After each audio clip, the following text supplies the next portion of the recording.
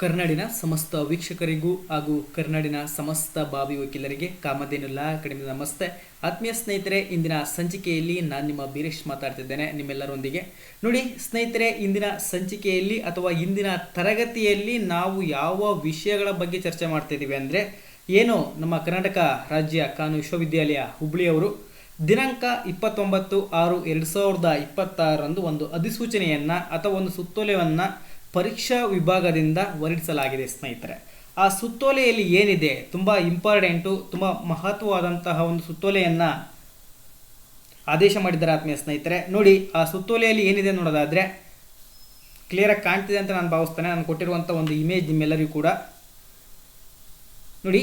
ವಿಷಯ: ಮಾನ್ಯ ಉಚ್ಚ ನ್ಯಾಯಾಲಯದ ಆದೇಶದಂತೆ ಪುನರಾವರ್ತಿತ ರಿಪೀಟರ್ ವಿದ್ಯಾರ್ಥಿಗಳು ಮಾತ್ರ ಲೇಬರ್ ಲಾ 1, ಲೇಬರ್ ಲಾ 2 ವಿಷಯಕ್ಕೆ ಹಳೆಯ ಪಠ್ಯಕ್ರಮದ ಅನುಸಾರ ಪರೀಕ್ಷೆಗೆ ಹಾಜರಾಗುವ ಕುರಿತು ಕ್ಲಿಯರಾಗಿ ಅರ್ಥ ಮಾಡ್ಕೊಳ್ಳಿ.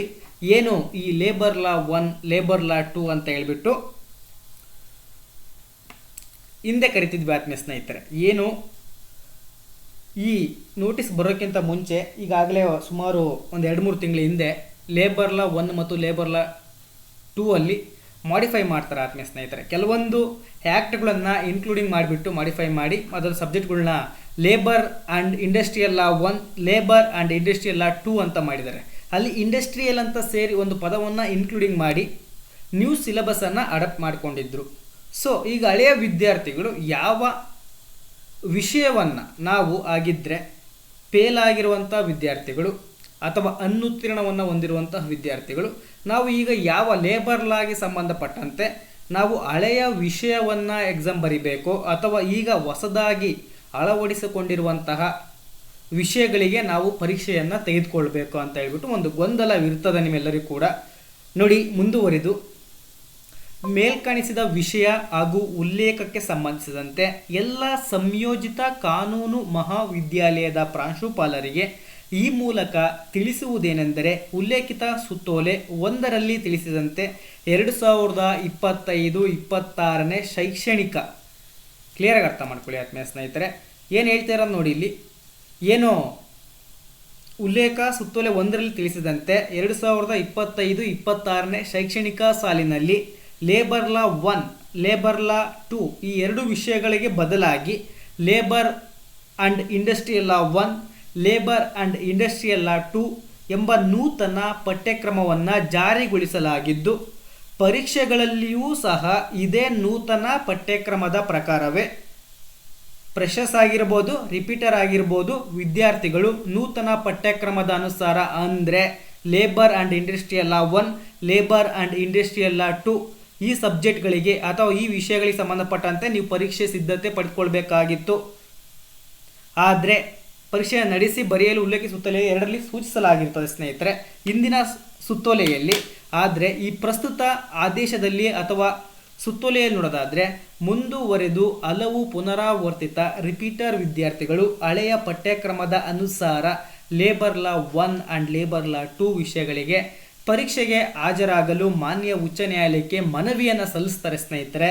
ಈ ಮನವಿಯನ್ನು ಸಲ್ಲಿಸಿದ ನಂತರ ಈ ಹಿನ್ನೆಲೆಯಲ್ಲಿ ಮಾನ್ಯ ಉಚ್ಚ ನ್ಯಾಯಾಲಯದ ಆದೇಶದಂತೆ ಪುನರಾವರ್ತಿತ ಕ್ಲಿಯರಾಗಿ ಅರ್ಥ ಮಾಡ್ಕೊಳ್ಳಿ, following the honourable high courts directions, KSLU as officially restored labor law 1 and labor law 2 for repeater students, will freshers will continue with labor and industrial law 1 and 2 under the revised syllabus. ಆತ್ಮೀಯ ಸ್ನೇಹಿತರೆ ನೋಡಿ, ಅವ್ರು ಹೇಳ್ತಾ ಇದ್ದಾರೆ, ಮಾನ್ಯ ಉಚ್ಚ ನ್ಯಾಯಾಲಯದ ಆದೇಶದಂತೆ ಪುನರಾವರ್ತಿತ ಮೀನ್ಸ್ ರಿಪೀಟರ್ ವಿದ್ಯಾರ್ಥಿಗಳು ಮಾತ್ರ ಹಳೆಯ ಪಠ್ಯಕ್ರಮದ ಅನುಸಾರ.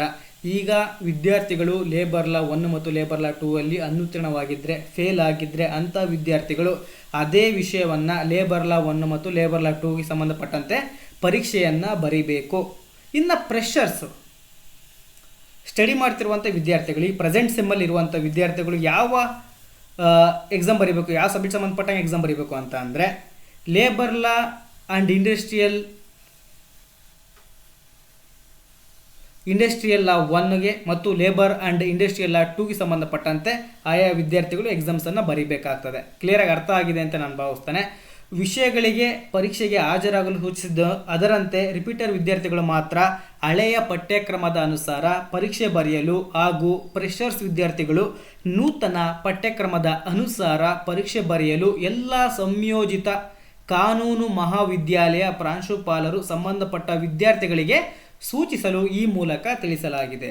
ಕ್ಲಿಯರಾಗಿ ಅರ್ಥ ಆಗಿದೆ ಅಂತ ನಾನು ಭಾವಿಸ್ತೇನೆ. ನೋಡಿ, ಇನ್ನೊಂದ್ಸರಿ ನೀವು ತುಂಬ ಸಿಂಪಲಾಗಿ ಹೇಳ್ತಾ ಇದ್ದೀನಿ. Repeater students have to write exam in labour law 1 and labour law 2 old ಸಿಲೆಬಸ್ಸನ್ನು ಬರೆಯತಕ್ಕದ್ದು. ಇನ್ನು freshers have to write labour and industrial law 1 and 2 new ಸಿಲೆಬಸ್ಸನ್ನೇ ನೀವು ಪರೀಕ್ಷೆ ತೆಗೆದುಕೊಳ್ಬೇಕಾಗ್ತದೆ. ಅರ್ಥ ಆಗಿದೆ ಅಂತ ನಾನು ಭಾವಿಸ್ತೇನೆ. ಇಂದಿನ ತರಗತಿ ಇಷ್ಟೇ, ಸಿಂಪಲ್ ಆಗಿದೆ. ಯಾರು ಕೂಡ ಗೊಂದಲ ಪಡುವಂತಹ ವಿಷಯವೇನಲ್ಲ. ಎಲ್ಲರಿಗೂ ಕೂಡ ಅರ್ಥವಾಗಿದೆ ಅಂತ ನಾನು ಭಾವಿಸ್ತೇನೆ. ಎಲ್ಲರಿಗೂ ಕೂಡ ಶುಭವಾಗಲಿ. ಧನ್ಯವಾದಗಳು.